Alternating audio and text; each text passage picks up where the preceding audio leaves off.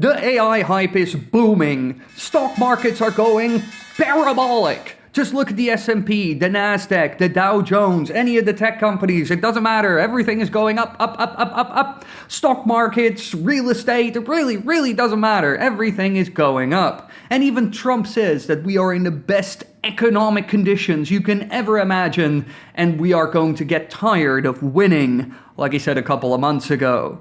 But is this really true? Well, in the background, there's a storm brewing. And so today we are going to look at 4 sector/data points of the economy and stock market that will give us an idea of what's currently going on and where we are going in the future. And the last one is especially important, and it's not looking great. Now let's start by looking at the overall stock market. As you can see, the US stock market has been in a really long bull run, if you look on a long-term basis.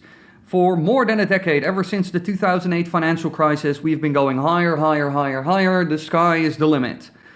We have some little pauses, little dips in between, like 2018, when the Federal Reserve raised interest rates, kind of constricting the economy. 2020, when everybody thought that COVID was going to end the world as we knew it. And then after that, the central bank injected a lot of cash and made borrowing money very cheap in order to stimulate the economy, leading to the bubble in 2021 with meme stocks and cryptocurrency and everything. Then after that, they slowed the economy back down because inflation picked up like crazy, which was to be expected. And then at the end of 2022, in November, the new bull run began. The new leg of this gigantically long bull run, fueled by AI, with a little dip in between due to Trump's tariffs, which haven't affected the economy yet, but at some point will feel pain.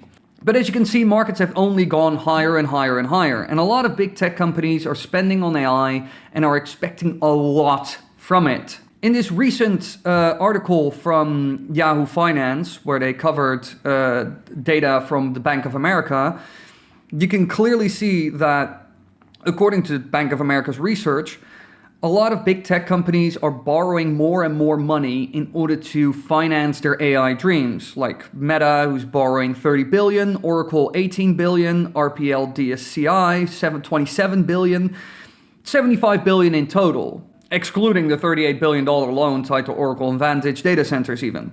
Which is, like they say here, a dramatic jump from the $37 billion average annual prior to COVID.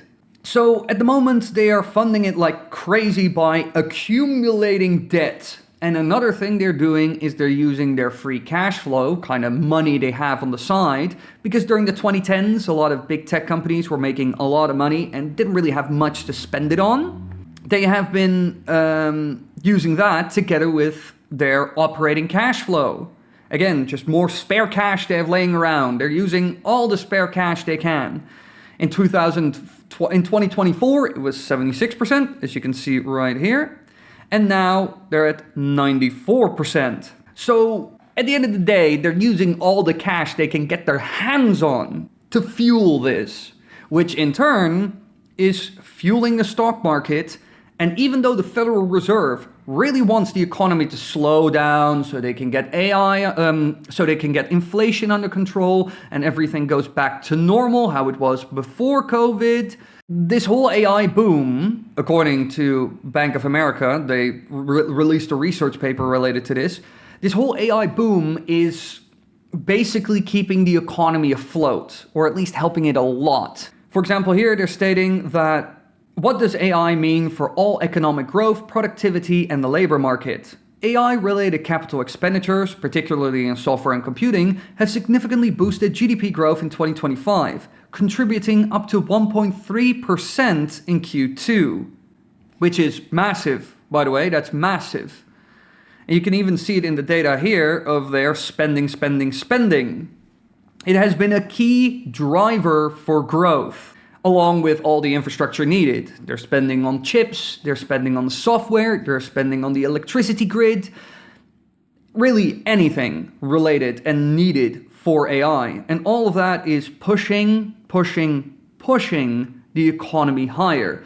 even though the Federal Reserve, the central bank on the other side of the table, is trying to slow the economy down. So a lot is riding on this AI dream. And if AI disappoints in any way, shape, or form, we could be in for trouble. If you look at the cash and debt positions, so for example, this is Meta, you can see that they started spending a lot of their cash. Now they're taking on a little bit more of their cash, like keeping a hold of it. But they're also increasing debt. Before 2020, basically, they had almost no debt. And now they have gone from around $13 billion of debt, $10 billion, something like that, to 50. And they're going to issue even more debt. Meanwhile, if you look at Amazon, you can see that they have also been spending. And even though they have kind of calmed down a little bit, you can see that their debt is higher than their cash reserves, which was never the case. A lot of these big tech companies are still great companies, and they used to be especially good because they had so much cash on hand. They didn't rely on debt. They were immune for an increase in borrowing costs because they didn't rely on it. Their profit margins were massive, and they had so much cash on hand. They don't really have to borrow much. They could just finance it all with cash. But now they're borrowing a lot, which is increasing the risk a lot. Even if you look at Google, you can see that their balance sheet has also gotten worse.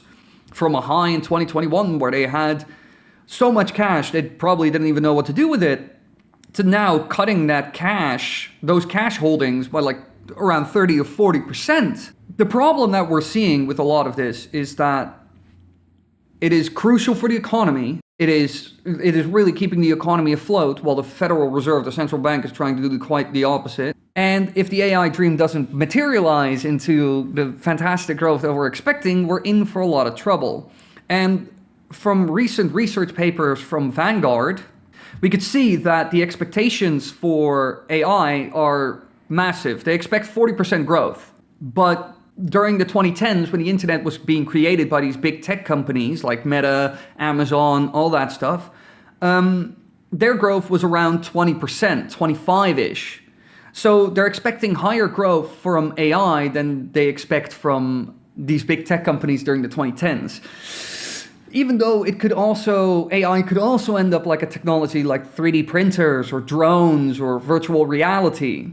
It's being used in the economy. It is a great invention, and there is truly value in these sectors, or like even solar panels or electric vehicles. But none of these industries are trillion-dollar sectors, trillion-dollar industry. These are, like, most of them don't even reach 500 billion. And if the same happens to AI, we could be in for trouble. And the speculation is very high. So that is data point number one. That is concerning. Now let's move on to the next thing, the labor market. Because currently we are seeing some problems in the labor market. First of all, job growth, like new jobs being added to the economy, has slowed down significantly. It is kind of crazy. If we look at this 1-year chart, we can see that in 2024, the lowest we reached was like 80K, and the highest we would do was like 300K. But now it has slowed down to even negative levels. There was a massive revision in this data as well. Currently, we're not getting any updates from the government because they are in a shutdown, but there is private data. But at the moment, job creation has slowed down a lot. And even in October, so last month, we only saw 42,000 jobs being added, which is not much. And it was the first monthly gain since July. And in some sectors, for example, information, we even saw 17,000 jobs disappear. No, 15,000 jobs disappear. We're seeing a kind of stagnation to even slowdown in job creation. Unemployment is still relatively low because nobody is firing people. There are no massive layoffs, but the job growth is slowing down. And now today, we got data that showed from the firm Challenger, Gray & Christmas, because again, we need to rely on private data because the government is shut down. There were 153,000 jobs cut in October. This is the highest level in 20 years and the highest total for a single month in the fourth quarter since 2008. So there are no new jobs being added, and massive amounts of people are being laid off because a lot of firms were hiring too many people during the COVID days and for AI build out and all that stuff. But now they're firing those people to slow down AI buildup, or replace them with AI, or just because they hired too many people during COVID and all the kind of stimulus that came after. So we're seeing a massive slowdown in the economy overall, in the labor market really, with people being fired and no new jobs coming in. A big reason for this is also immigration. The US has lost a lot of immigrants. Why? Because Trump is not really making America a great place for immigrants at the moment. That's just factually true. And immigration has also slowed down significantly because the Republicans are very much anti-immigration, so they closed borders, so immigration just slowed down immensely. And meanwhile, the US can't really replace new people with births because nobody's having children. This has been a thing for decades. This is a thing in the developed world everywhere. Nobody's having kids. So this is also slowing down the economy like crazy. Even if people aren't laid off and the population of America kind of stagnates, it will affect growth. We're seeing the same thing in Japan and South Korea. It will affect growth. Because those immigrants that you could have let into the US could have gone to work and done something productive and increased GDP and output and efficiency and everything. But now we're not letting them in, and Americans are not having enough children, and the generation before that is not even having enough children. So at some point you'll end up with a population where a big portion of it will be old and retired, and the younger working force will need to take care of the elderly people while also making sure the entire economy keeps running, and also providing services to those elderly people who are doing nothing for the economy. So in many ways, the whole labor market is weird at the moment, and it is slowing down, and this will affect the economy in some way. Either it will lead to lower GDP growth, or if layoffs continue to accelerate while new job creation keeps being sluggish, we could even see unemployment rise finally, which will make the Federal Reserve, who's been trying to slow down the economy because inflation is too high, everything was crazy after COVID, after that massive bubble, and then all the prices went nuts. They're trying to slow down that economy. If all of a sudden this labor market situation hits, and if the dream of AI kind of slows down because we're spending trillions of dollars and the industry is not even worth $500 billion, not even a fraction of the cost to create this infrastructure, then we're in for a lot of trouble. But this isn't even all of it. This was just point 2. Let's move on to point 3. The Shiller PE ratio, the inflation-adjusted price-to-earnings ratio. At the moment, as you can see from this chart, it is very high. This basically means that you're paying $40 for $1 of earnings. So if you invest $40 into the US stock market, it will take 40 years before you're finally at break even when it comes to earnings. And this is not taking into account, for example, a potential slowdown in those earnings. As you can see, 40 is incredibly high. During 2021, which was also a massive bubble with lots of speculation, we hit 38.5. During the dot-com bubble, we hit around almost, like a little bit more than 44, almost 45. And even during the Great Depression during 1929, we were at 31.5. So the current level of 40, with the Federal Reserve also being rather restrictive, trying to slow down that economy to get inflation under control, because that's their job, trying to balance out that economy, that it doesn't heat up too fast and just keeps accelerating until it crashes, or it slows down and the car just stops running. They're trying to slow it down, but the PE is at 40. Insane. Again, anybody who's currently claiming that we're not in a bubble is, in my opinion, just crazy. Again, that doesn't mean take all your money, put it under a pillowcase, and don't ever invest ever again. Because at the end of the day, the market can remain irrational for very long and just keep going higher and higher and higher and higher. There are other things you just need to keep in mind when you're investing in an environment like this. But in general, the Shiller PE shows that the market is very expensive. So that's point number 3. But point number 4, another indicator that's showing that the market is expensive, is even more important. So let's have a look at it. The Buffett indicator, one of my favorite stock market indicators ever, created by the legendary Oracle of Omaha, Warren Buffett, one of the best investors that has ever graced this earth. Now, this model is relatively simple. The only thing it does, it looks at the total US stock market value and compares it to the GDP. So like the gross domestic product. And as you can see, it is currently incredibly overvalued.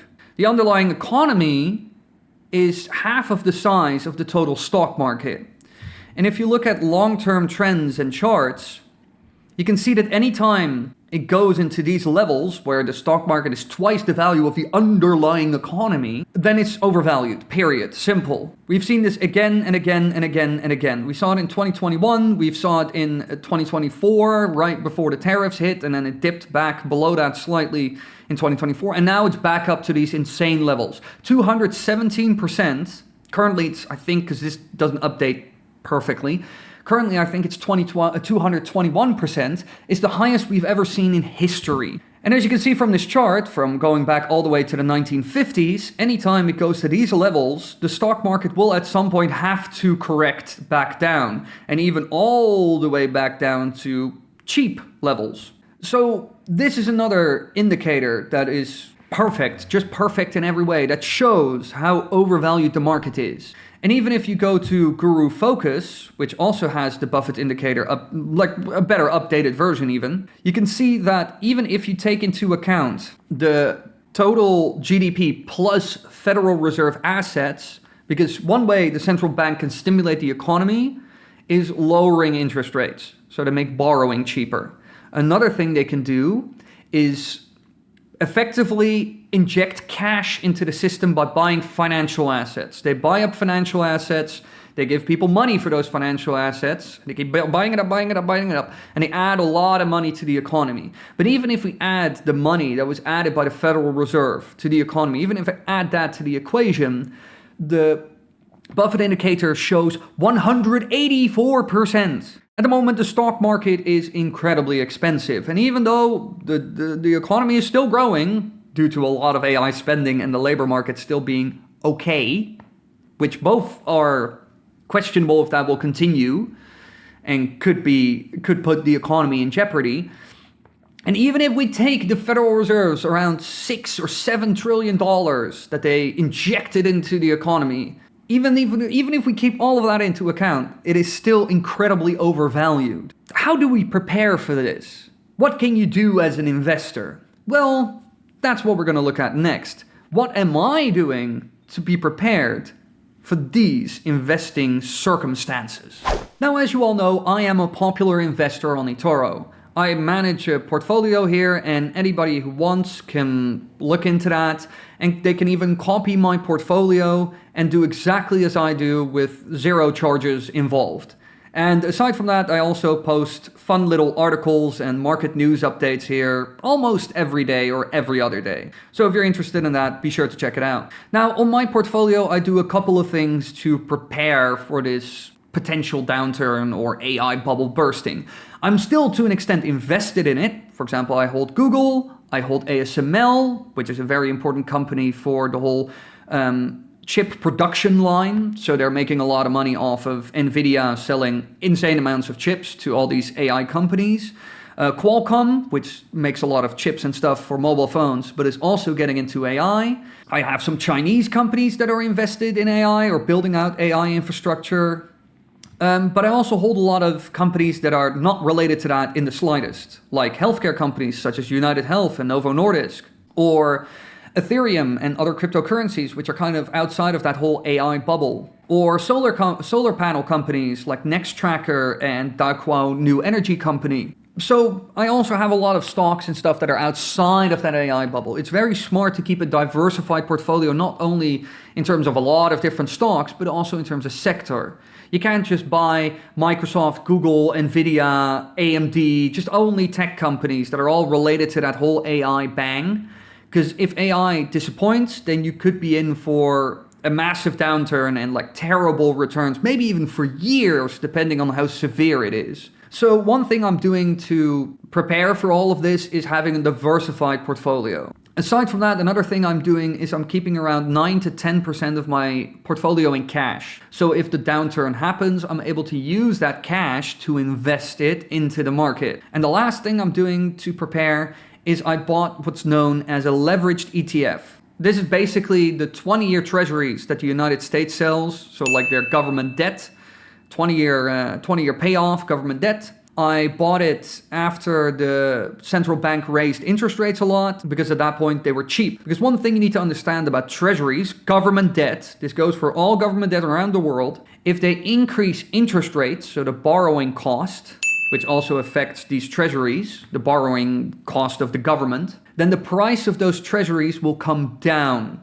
This is what happened during 2022 when the central bank all of a sudden increased the cost of borrowing to fight inflation. As soon as they have to lower interest rates a lot due to the economy slowing down, and they might even inject new cash by buying up those bonds, this will increase the price of these bonds. I bought them in 2022, 2023, 2024, when the price of those government bonds, that debt, had come down a lot and interest rates were really high. And as soon as the central bank runs into trouble with the economy, they will lower those interest rates and this will increase massively. Meanwhile, I'm collecting the interest payments that those government bonds pay, the debt pays. Because of course, I'm not going to give them my cash for free. I want a form of return off that cash, which is around 4%. Worst case scenario, I'll lose this entire 4% investment, 4% of my portfolio. That's worst case scenario. Very unlikely to happen, but worst case scenario. Best case scenario, the central bank is forced to lower those borrowing rates and I make a lot of money because these will go up 3 times as fast. Because they're using a form of debt and leverage in order to make this possible. But for me, it's very low risk because I can't get stopped out. The most I can lose is this entire position, but I can't lose 3 times that amount. So this is a big hedge I'm using. As soon as the economy goes whoop all the way down, the central bank will step in, inject cash into the system, lower borrowing costs a lot, which will send these much higher. I'm able to sell them while the recession is going on and stock prices dive down. And as those prices of those stocks dive down, I'm able to sell this position with profit and use those funds to buy the stocks again for much cheaper, together with using this excess cash. That is my plan, worst case scenario for this downturn. So that's how I am hedging for this potential AI bubble, which is very much real and possible if you look at the data. Yeah, that was basically all I wanted to share with all of you. Be sure to check out any of the sources if you're curious in the description down below. Be sure to check out my eToro portfolio. And if you want your investing to be on autopilot, then copy the portfolio and everything will run smoothly. And I will give you updates here on eToro and even maybe here on YouTube. And yeah, that's kind of it. I hope you enjoyed the video and may the markets be with you.